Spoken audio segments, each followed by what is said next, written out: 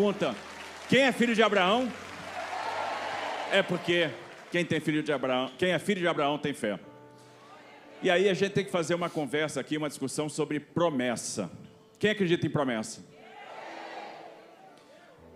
E uma das coisas importantes para as promessas se cumprirem é a fé. É a fé. Veja Abraão. Abraão, que é o pai do povo de Deus, não por ser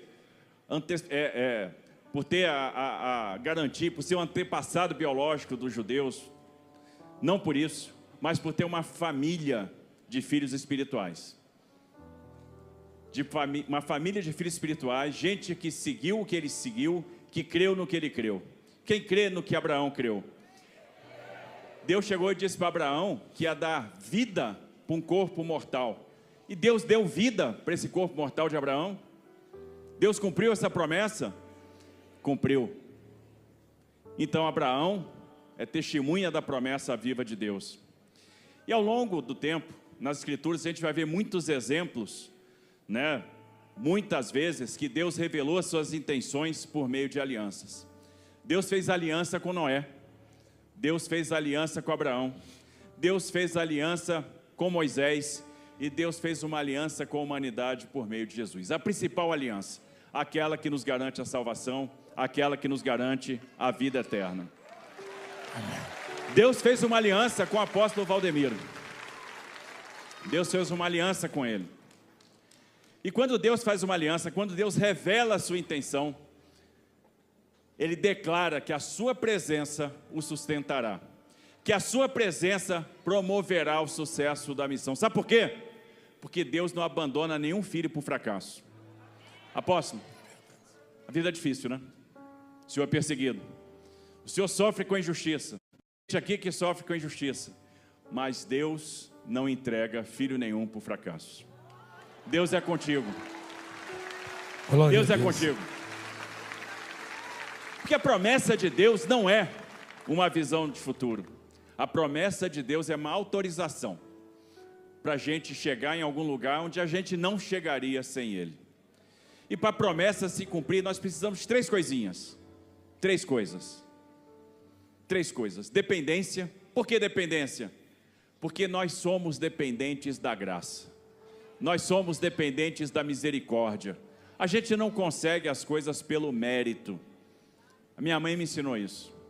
O apóstolo falou aqui que Deus fez milagres na minha vida, fez mesmo, fez vários. Eu podia passar o dia todo contando milagre aqui. Verdade. Fez muito milagre na minha vida. E me ensinou muitas coisas. E a gente às vezes não tem noção do que é um joelho dobrado de uma mãe. Cadê as mães aqui?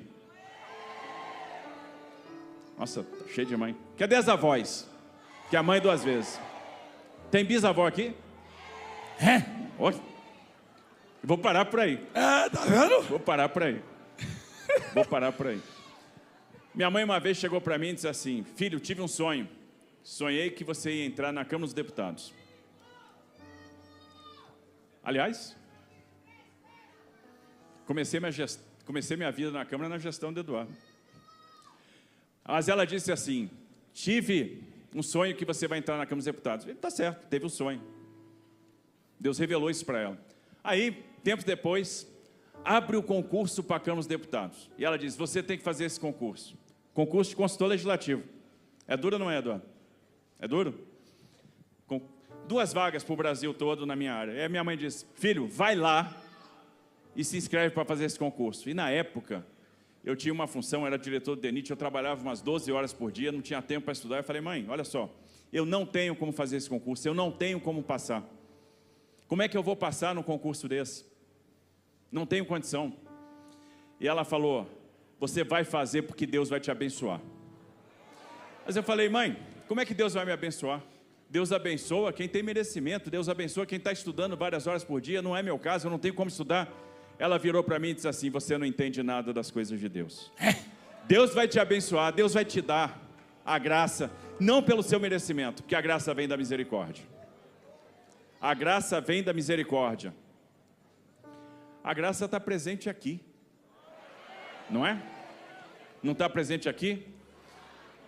Como é que Paulo escreveu aos Efésios? Ele disse que aquele que desceu subiu acima de todos os céus para fazer todas as coisas. deixou dons aos homens na medida da sua graça. Dons que estão presentes na igreja, porque Deus deu para a igreja os dons espirituais, que é o que mantém a unidade da igreja. Deus uns para apóstolos, outros para profetas, outros para evangelistas, outros para pastores e doutores. Deus te deu esses dons, apóstolo.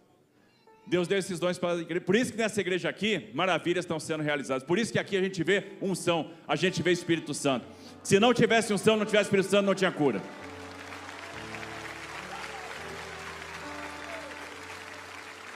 Então, para ter promessa realizada, primeira coisa, dependência. Nós somos dependentes da graça, nós somos dependentes da misericórdia. Segunda coisa, para ter a promessa realizada, obediência. Nós temos que ser obedientes. Veja, o Senhor disse a Abraão, Gênesis capítulo 12, versículo 1: saia da sua terra, da sua parentela e da casa do seu pai, e vá para a terra que lhe mostrarei. Qual é a terra? Deus mostrou que terra para ele, não sabia. Ele só disse vai. O que Abraão fez? Foi. Ele obedeceu. Ele obedeceu.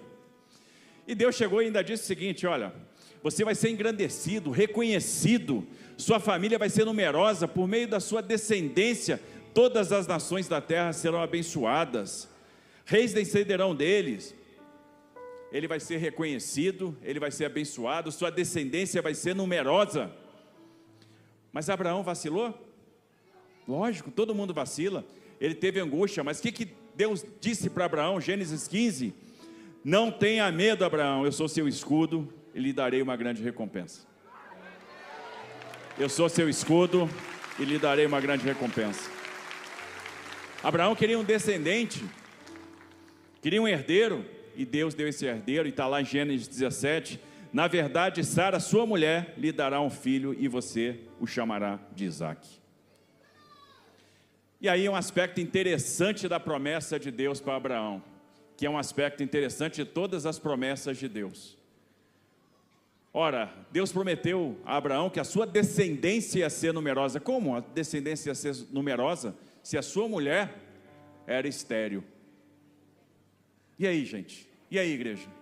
Aí tem uma característica da promessa de Deus, sabe qual é? A impossibilidade. Desculpa eu interromper o senhor. Ele também já era estéril. Também. 100 anos, ela 90. O senhor falou na introdução da mensagem, o corpo já adormecido. É. E não tinha o recurso que tem hoje, não. Então, oh, pô, rapaz. Então, é só um milagre, meu irmão. Continua. Mas é uma característica da promessa de Deus, a impossibilidade. Deus opera no impossível. Sabe por quê? Porque a impossibilidade se curva diante da majestade de Deus. Quem crê nisso? As promessas de Deus não são condizentes com a realidade humana. Não tem nada a ver com a nossa lógica humana. E sempre que Deus revela a sua intenção, Ele garante a vitória. Não foi assim com Moisés? Êxodo capítulo 3, versículos de 2 a 15, Deus fala com Moisés. Deus chama Moisés, que estava lá levando seu rebanho. E aí, Deus chega para Moisés, primeiro se apresenta, né? Moisés, Moisés. E Moisés disse, eis-me aqui. Depois ele diz, olha, tira a sandália para entrar aqui, que aqui é solo sagrado. Ele se apresenta, eu sou o Deus de Abraão, eu sou o Deus de Jacó, sou o Deus de Isaque. E eu enviarei ao faraó para que você tire do Egito meu povo, os filhos de Israel. Ele disse, você vai lá no faraó e vai libertar meu povo. O que Moisés fez? Moisés teve medo. Moisés não queria nem olhar para o Senhor. Estava com medo. E ele disse o seguinte, quem sou eu para ir ao faraó e tirar do Egito os filhos de Israel? Quem sou eu? A gente não pensa isso. Quem somos nós, às vezes, para cumprir determinadas missões? Quem às vezes acha aqui que é incapaz de cumprir determinada missão, determinada tarefa? Quem às vezes acha que a cruz do dia a dia está pesada? Quem às vezes acha que não vai dar conta?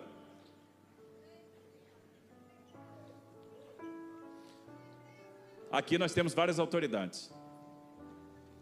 Deputados, prefeito Manga, prefeito Ricardo. As pessoas às vezes olham uma autoridade, isso serve para o apóstolo também, e as pessoas acham o seguinte: essas pessoas sabem tudo, vão resolver todos os problemas, têm condição de resolver tudo. Não, nós somos humanos, a gente é limitado, a gente tem dúvida, a gente às vezes acha que o fardo é pesado, mas quando a gente acha que não vai dar conta, que o fardo é pesado, o que Deus fala para a gente? Eu estarei com você. Foi isso que Deus falou para Moisés: vai lá libertar o povo, vai lá libertar o povo, vai lá no faraó. E ele diz: quem sou eu? E Deus só disse o seguinte: eu estarei com você. Sabe por quê? Porque quando Deus revela a sua intenção, revela a sua promessa, Ele declara que estará com você e dará a vitória. Ele declara, e essa declaração é muito forte. Aí Moisés foi lá libertar o povo, e aí se depara com o Mar Vermelho, e Êxodo 14, versículo 15, ele começa a clamar a Deus, e Deus responde para ele que ele não tinha para onde ir, o exército egípcio indo lá atrás dele, e ele: por que clamas a mim? Deus falou a ele: diga aos filhos de Israel que marchem. Diga aos filhos de Israel que marchem. Levanta o teu bordão, teu cajado, e estenda a mão sobre o mar, as águas se dividirão para que os filhos de Israel passem pelo meio do mar em seco. Passem em segurança. A impossibilidade se curva diante da majestade do Senhor. Deus é o Deus do impossível. As promessas de Deus desafiam a realidade humana. Não é assim? E aí vem uma característica. Falamos da dependência, falamos da obediência. O que nos cabe? Obedecer. Obedecer. O milagre, deixa com Deus. Deus faz. Apóstolo, quantos milagres a gente viu aqui hoje? Tem gente que vai sair brabo porque não conseguiu contar ainda. Esse povo que está na frente está doido para contar milagre aqui, ó. E tem vários tipos de milagre. Olha o rebanho do cara ali, ó. Mas vamos baixar o preço da carne aí, tá, fazendeiro? Olha lá. Peraí, gente, que privilégio, né? Eu estava lá com o governador esses dias. Eu não falei para vocês? É raro você, isso é em qualquer parte do mundo, uma autoridade política desse tamanho vem na igreja e prega. Eu vi muita gente chorando aqui agora. A câmera pegou. Sabe por quê? Porque a palavra foi lá no coraçãozinho. Você esperava que o governador pregasse hoje para você? Porque é servo de Deus, é escolhido de Deus. Mas continua, governador. A gente está falando da obediência. E o que nos cabe é obedecer. Deus faz o milagre. Deus está operando milagre aqui. Deus está operando milagre hoje aqui. E a gente vai ver as promessas sendo cumpridas. Mas vamos ilustrar o que a gente está falando, que a gente tem que obedecer e Deus faz o difícil, Deus faz o milagre. João, capítulo 11, 39 a 44. Que aí conta a história da ressurreição de Lázaro. Ressurreição de Lázaro. Foi algo, a morte de Lázaro mexeu com Jesus. Jesus chorou. Jesus ficou triste, Jesus se compadeceu, e ele chega lá e resolve fazer a obra, e ele fala para as pessoas: tirem a pedra. E Marta, a irmã de Lázaro, diz o seguinte: Senhor, mas já fazem 4 dias, né? Já cheira mal. E Jesus respondeu para ela, né? O que Jesus respondeu? Diga aí, igreja. Eu não disse a você que se visse veria a glória de Deus? Não te disse que se creres verás a glória de Deus? Então tira a pedra, obedece, faz o possível. Deus podia ter chegado e ter dito, Cristo podia ter dito: sai pedra. Não, tirem a pedra. Vocês vão fazer o possível, obedeça, deixa que o milagre é comigo. O milagre é comigo, a ressurreição Deus vai promover. Cabe a vocês tirar a pedra. E aí ele fala: Pai, graças te dou porque me ouvistes. Eu sei que sempre me ouves, mas falei isto por causa da multidão, presente para que crescem que tu me enviaste. Lázaro, venha para fora. Deu o comando, Lázaro veio para fora. E depois que Lázaro saiu, o que ele fala? Desamarrem-no, tira as ataduras, Façam o possível agora de novo, né? Obedeçam, façam o possível. O impossível, Deus já fez, Cristo já fez. O milagre, Cristo já operou. A gente viu então, para que ter uma promessa cumprida, a gente precisa, né, entender que tem dependência, a gente é dependente da graça, que tem que ter obediência e tem que ter aquilo que a gente começou falando, fé. Fé. Os que são de fé, estes são os filhos de Abraão. Então vocês todos são filhos de Abraão, porque vocês têm fé. Quem tem fé aí? E a palavra define até o que é fé. Hebreus capítulo 11, versículo 1. Ora, a fé é a certeza das coisas que esperam, a convicção dos fatos que não se veem. Amém? Qual é o contrário da fé? Dúvida. O contrário da fé é a dúvida. E por que a gente tem que ter fé? Ter fé não é, eu tenho certeza, ou não, ou mais ou menos que isso vai acontecer, ou a dúvida é, poxa, eu não sei que decisão eu tomo. No prisma espiritual, isso é muito mais forte. Muito mais forte. Porque a fé é um fundamento de confiança no caráter bondoso e soberano de Deus. E a dúvida é o contrário. A dúvida é a desconfiança da bondade e da intenção do Senhor. Entre a dúvida e a fé, com quem eu fico? Eu fico com a fé. Com quem eu fico? Com a fé. Porque as promessas de Deus revelam o seu coração, abrem as cortinas, mostram a sua bondade. Amém? É isso. E por que Deus faz promessas, faz alianças conosco? Ele afirma por meio do profeta Jeremias, e está lá, Jeremias 29, 11. Pensamentos de paz e não de mal, para dar-lhes futuro e uma esperança. Deus quer fazer vocês prosperar e não causar danos. Deus está aqui para dar prosperidade para vocês. Quem aqui está buscando prosperidade? Quem aqui está buscando promessa? E tem algumas coisas interessantes, gente. A promessa é para todos. Quem crê nisso? Promessa não é só para o apóstolo, a promessa não é para o governador, a promessa não é para o prefeito, não é para o deputado, a promessa é para todos. Onde é que está isso? Está na palavra também. Atos capítulo 2, versículo 39. Pois a promessa é para vocês, para os seus filhos e para todos os que estão longe, para todos quanto o Senhor, nosso Deus, chamar. A promessa é para todos. A promessa é para quem tem fome e sede de justiça, porque bem-aventurados os que têm fome e sede de justiça. Isaías 61, porque eu, o Senhor, amo a justiça, odeio o roubo e toda a maldade. Amo a justiça. Então, bem-aventurado, apóstolo, quem sofre com a injustiça. Quem sofre com a injustiça. Quem sofre com a injustiça. Porque o Senhor ama a justiça. E o Senhor garantiu para nós uma promessa de justiça. O Senhor garantiu para nós uma promessa de cura e restauração. E quem está buscando a cura e a restauração?